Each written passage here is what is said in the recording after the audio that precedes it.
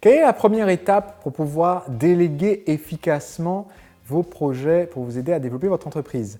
Bonjour, je suis Sébastien Knight, le marketeur français, et aujourd'hui, c'est un épisode des lectures du lundi où je partage un conseil clé issu d'un livre qui a changé ma vie d'entrepreneur. Et aujourd'hui, j'aimerais vous partager un conseil qui est issu du E-Myth, un livre de Michael Gerber qui a été traduit en français, mais malheureusement l'édition française est épuisée. Donc ça vaut le coup d'apprendre l'anglais juste pour apprendre à lire ce livre. Michael Gerber en fait a écrit ce livre pour nous conseiller sur l'idée de travailler sur l'entreprise ou de travailler dans l'entreprise. J'ai déjà développé ce thème dans un précédent épisode des lectures du lundi. Aujourd'hui, j'aimerais m'attarder sur une façon de le faire. Et cette façon de le faire, c'est de créer un organigramme de votre entreprise. Et ce, même si vous êtes un solopreneur, vous travaillez tout seul, même si vous êtes un porteur de projet et que la boîte n'est pas encore créée, même si vous êtes juste associé avec une seule personne ou alors que vous avez un seul employé, faites-le dès aujourd'hui, créez cet organigramme. Qu'est-ce qui se passe quand on crée l'organigramme? Eh bien, ça nous force à réfléchir non plus sous forme de tâches à faire au quotidien et qui nous submergent, mais à réfléchir sous la forme des rôles, les rôles qui doivent être présents dans l'entreprise, les postes à pourvoir dans l'entreprise. Il suffit de penser en fait que comme si votre entreprise était une multinationale qui devait livrer la même valeur ajoutée mais à des millions de clients et vous devriez forcément avoir des gens pour travailler avec vous. Comment serait structurée l'entreprise? Est-ce qu'il vous faut avoir un directeur financier? Est-ce qu'il vous faut une force commerciale? Est-ce qu'il vous faut des personnes de service après-vente? Est-ce qu'il vous faut des managers? Est-ce qu'il vous faut des designers? Est-ce qu'il vous faut des gens qui rédigent du contenu, des copywriters, des marketeurs, un vidéaste, etc.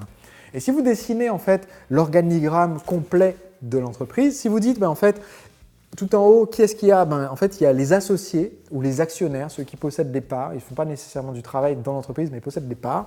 En dessous, on a le gérant qui est celui qui travaille, qui est à la tête de l'entreprise et qui répond aux actionnaires de ces décisions. Et en dessous, en fait, on a différents départements. Alors, certaines entreprises vont avoir un département formation, d'autres vont avoir un département recherche et développement, d'autres vont avoir un département commercial, un département marketing. Tout le monde n'a pas forcément la même structure, mais quand vous avez créé votre structure, vous allez vite vous rendre compte des postes qui sont aujourd'hui à pourvoir. On manque cruellement d'un commercial, par exemple, et donc des postes qui sont des priorités à déléguer. D'autres postes qui ont trop de personnes, c'est tout à fait possible que vous ayez trop de personnes, même une personne, il se peut que ça soit trop par rapport à la taille de votre entreprise. Trop d'administratifs comparé à la force de vente pour votre entreprise, par exemple.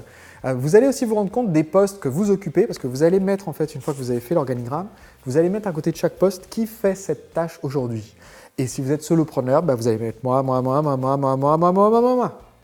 Et ensuite décider quel est le premier poste dont je dois me débarrasser, que je dois confier à quelqu'un d'autre. Moi, quand j'ai fait cet exercice pour la première fois, quand j'ai lu le livre, eh bien, j'avais juste une personne qui travaillait avec moi, une collaboratrice. Donc, il y avait 51 postes dans la boîte et elle en faisait 31 et moi, j'en faisais… Non, il devait y en avoir une soixantaine parce qu'on faisait un poste d'écart. Donc, peut-être 31 pour elle, 30 pour moi. Et c'est là que j'ai réalisé, mais en fait, il y a des postes qu'il faut absolument, déléguer à d'autres personnes. Donc là, j'ai embauché une personne pour faire juste mon service client, Emeline, qui est restée avec moi pendant des années. Il y a des postes qu'il faut complètement supprimer, qui ne servent à rien. On s'occupe, on est actif mais pas productif. Il y a des postes que moi je fais, que je dois lui donner à elle, dont je dois me débarrasser. Il y a des postes qu'elle fait, qu'on doit donner à quelqu'un d'autre, et ainsi de suite. Et ça m'a permis très très vite de développer mon équipe de façon intelligente, de façon stratégique et réfléchie, et donc d'augmenter considérablement la performance de mon entreprise. Voilà, c'est mon conseil d'aujourd'hui d'utiliser cette technique de l'organigramme, même si vous êtes une TPE. Et je vous retrouverai donc lundi pour un prochain conseil pour les lectures du lundi prochain à 19h. Pour recevoir la vidéo, tout ce que vous avez à faire, c'est de cliquer sur le lien ci-dessous pour vous abonner, c'est gratuit. Et lundi prochain, je vous envoie une vidéo pour vous aider à développer votre entreprise à partir des pépites, des livres, parmi les 500 livres qui ont changé ma vie d'entrepreneur. À très vite. Au sein des lectures du lundi, une pépite que j'ai retenue de la lecture de ce livre de Mark Mathis, qui s'appelle Feeding the Media Beast, Nourrir la bête des médias. C'est un des premiers livres que j'ai lu quand j'ai voulu apprendre à faire connaître mon entreprise dans les médias. Et